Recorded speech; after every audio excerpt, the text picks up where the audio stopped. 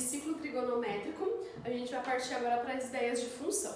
Então eu tenho aqui meu ciclo trigonométrico, voltando a lembrar que seno sem sono está em pé, cosseno com sono está deitado. Então a minha circunferência, para poder pensar nela no ciclo trigonométrico, a gente usa uma circunferência de raio 1. Então eu tenho aqui uma circunferência de raio 1, então todos os valores que eu tenho aqui nesse intervalo vão ser no intervalo de 0 a 1, tanto positivo quanto negativo, tanto em cima quanto embaixo, tanto para o eixo do cosseno, tanto para o eixo dos senos. Então, isso só modifica na função tangente, porque na função tangente, como essa linha, esse ângulo, eu vou estender ele até tocar no eixo tangente, então isso quer dizer que então, ele pode se estender por um valor ainda muito maior do que apenas 1. Então, nesse de cosseno e de seno, eu vou então ter uma variação de -1 e 1, e no eixo tangente, isso pode então aumentar essa variação, esse intervalo. Então, ó, aqui eu tenho então o gráfico da função seno. Então, aqui está o meu ciclo trigonométrico. Eu tenho, então, aqui os valores. Toda vez que eu vou localizar os ângulos na função trigonométrica, eu posso usar o ângulo, né, como sendo 30 graus, 40 graus. Porém, quando eu uso na função eu preciso colocar ele, então, em radiano. E aí, como pensa isso em radiano? Se então eu tenho o ângulo de 30 graus e eu quero transformar ele, por exemplo, em radiano, se eu não me lembro, né, dele olhando aqui para o meu eixo, né, de x e y, eu então vou usar o seguinte raciocínio para poder conseguir então determinar o valor. Eu vou pensar que 180 graus é igual a π. Sendo assim, se 180 graus é igual a π, 30 graus vai ser quantos π? Né? E aí eu faço então a regra de 3. Se você não lembra como que faz regra de 3, então volta lá nos vídeos, né, que a gente tem um videozinho explicando a regra de 3. Né? Então é só procurar ali no nosso canal que a gente tem um videozinho explicando a regra de 3. Então eu aplico a regra de 3 e então consigo descobrir qual é os valores então em radiano, como que vai ser representado.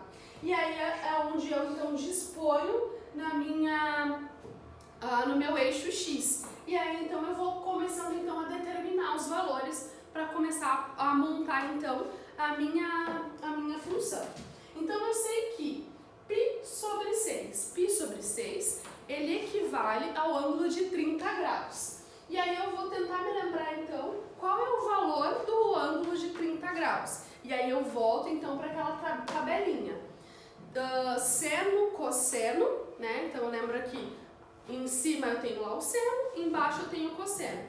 30 graus, 45, 60. E aí disponho 1, 2, 3, 3, 2, 1. Todo mundo sobre 2 e raiz para cada um.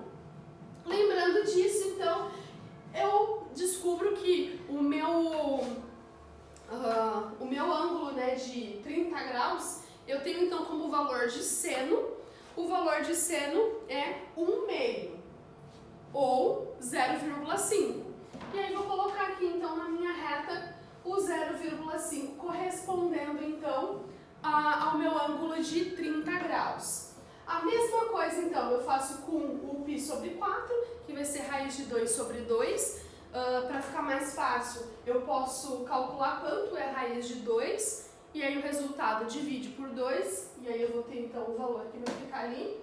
E depois raiz de 3 sobre 2, que é o que equivale ao ângulo de 60 graus.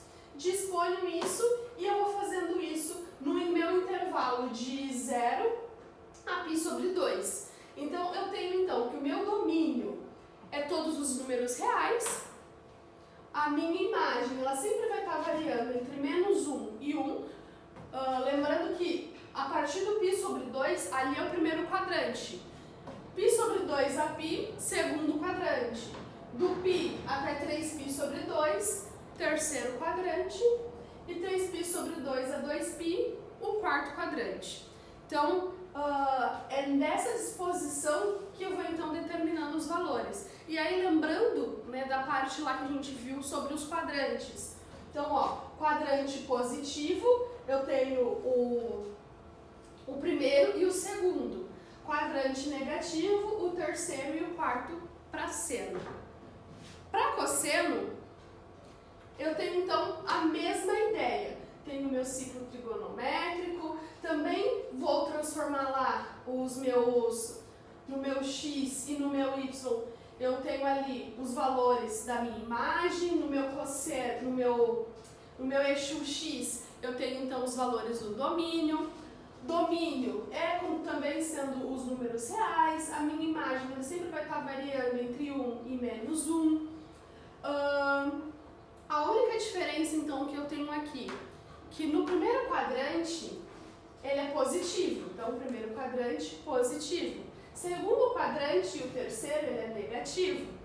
E o quarto quadrante, que está aqui, ele é positivo. Então muda então como eu vou dispor os valores.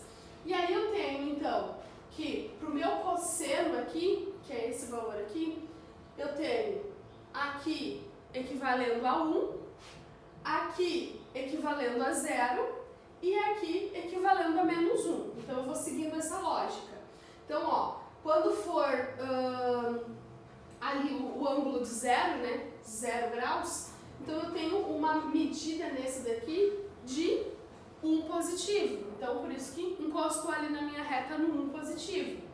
Para o meu ângulo de 90 graus, que o ângulo de 90 graus é esse daqui, se eu visualizar ele aqui no meu eixo dos cossenos, ele vai ficar mais ou menos aqui no centro. Então, aqui no centro eu tenho 0. Então, por isso que π sobre 2 é igual a 0.